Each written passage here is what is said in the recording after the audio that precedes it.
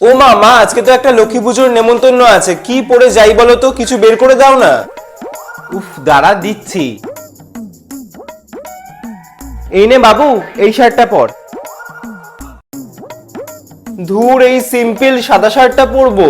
হ্যাঁ, তা সিম্পল তো কি হয়েছে, তুই এটার মধ্যে কিছু রং চং করে নে, তাহলেই তো হয়ে গেল। হ্যাঁ ঠিক বলেছো তো, দাঁড়াও কিছু কারুকার্য করে আসি।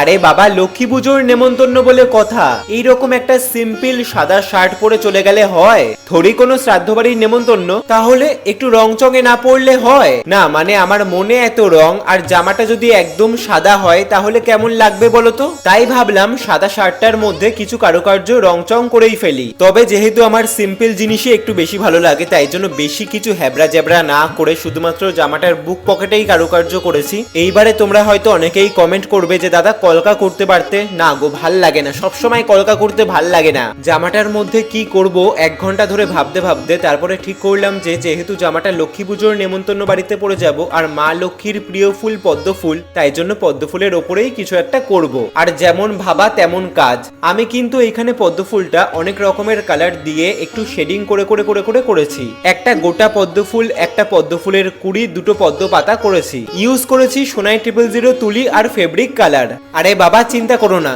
পদ্ম ফুলটায় কালার শেড করতে কি কি কালার ইউজ করেছি সেটা আমি পরের ভিডিওতে বলে দেবো। যাই হোক, জামাটা কেমন লাগছে অবশ্যই কিন্তু কমেন্ট করে জানিও।